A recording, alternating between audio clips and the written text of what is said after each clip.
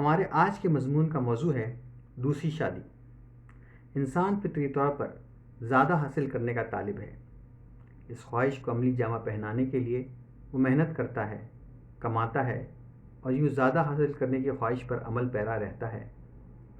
بحیثیت مرد جس طرح کوئی شخص سامان زیست میں زیادتی کا طالب ہو سکتا ہے، اسی طرح اس کی فطرت میں یہ بات بھی شامل ہے کہ وہ شریک حیات کے معاملے میں بھی ایک سے زیادہ کا طالب ہو سکتا ہے۔ یہی وجہ ہے کہ ہمارے معاشرے میں دوسری شادیاں وقوع پذیر ہوتی ہیں۔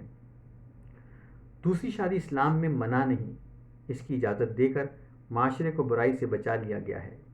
اس کی بدولت مرد برائی سے بچتے ہوئے اپنی خواہش کی تکمیل کر سکتا ہے۔ انسان کی فطرت میں ہے کہ جس چیز سے منع کیا جائے یہ اس کام کو کرنے کی کوشش کرتا ہے، اور جس چیز سے منع نہ کیا جائے انسان اس کام کو اپنا نفع و نقصان دیکھ کر انجام دیتا ہے۔ اسلام انسان کی اس فطرت سے فائدہ اٹھاتا ہے۔ ایک طرف دوسری شادی کی اجازت دے کر وہ اسے برائی کرنے سے باز رکھتا ہے، دوسری طرف وہ مرد کو یہ تاثر دیتا ہے کہ دوسری شادی منع نہیں، مگر اس کے مسائل کی بدولت اس کے کرنے کی خواہش کو ماند کر دیتا ہے۔ وہ اس طرح کہ ایک طرف اجازت دے کر کسی برائی کرنے کے خیال کو یکسر پنپنے نہیں دیتا، اور دوسری طرف مرد کو یہ سوچنے پر مجبور کرتا ہے کہ دوسری شادی کر کے خوش رہنا کچھ آسان نہیں، یعنی اسے اپنا نفع نقصان خود طے کرنے دیتا ہے، اور یوں مرد کی اس سوچ کی طرف رہنمائی کرتا ہے کہ ایک ہی پر اکتفا کرے تو بہتر ہے۔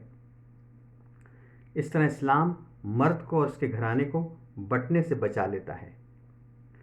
اسلام قانونی طور پر مرد کو دوسری شادی کی اجازت دیتے ہوئے صاف طور پر کہتا ہے کہ اگر انصاف نہیں کر سکتے تو ایک ہی پر اکتفا کرو۔ سورہ نساء آیت نمبر 3 میں فرمایا، اور عورتوں میں سے جو بھی تمہیں اچھی لگے تو تم ان سے نکاح کر لو، 2 3 4 سے، لیکن اگر تمہیں برابری نہ کر سکنے کا خوف ہو تو ایک ہی کافی ہے۔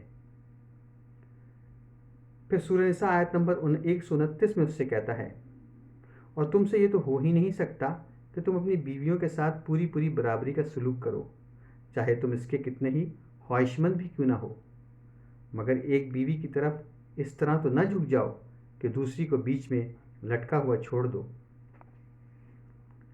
معتبر اسکالر جناب ڈاکٹر انیس احمد سے ان کے ایک لیکچر کے بعد سوال و جواب کے دوران کسی نے پوچھا کہ کیا اسلام دوسری شادی کی حوصلہ شکنی کرتا ہے؟ تو انہوں نے جواب دیا تھا، ہم یہ کہہ سکتے ہیں کہ اسلام دوسری شادی کی تحریک یعنی انکریجمنٹ نہیں کرتا۔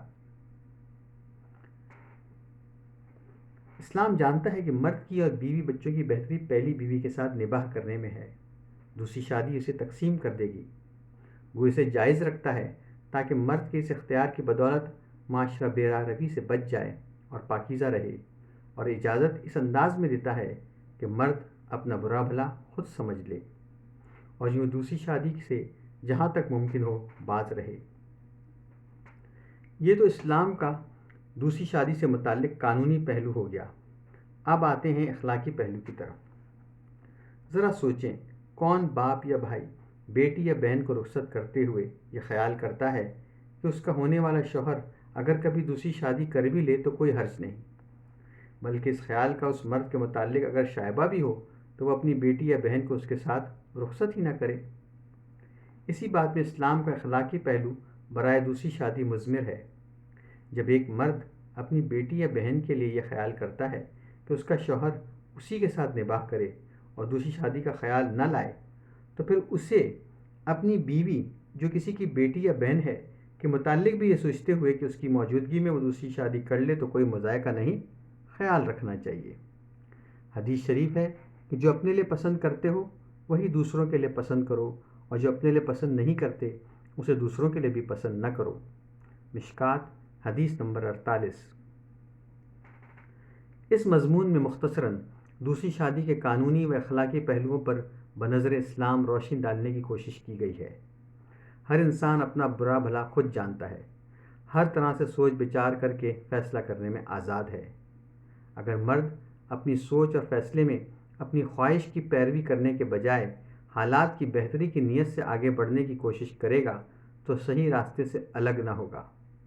اسے اللہ کی طرف سے رہنمائی ضرور ملے گی، اور اس کے لیے دوسری شادی کرنے یا نہ کرنے کا فیصلہ درست خطوط پر کرنے کا کبھی امکان پیدا ہو جائے گا، مگر اگر اس نے اپنی خواہش کی پیروی کی تو وہ درست فیصلہ نہ کر سکے گا۔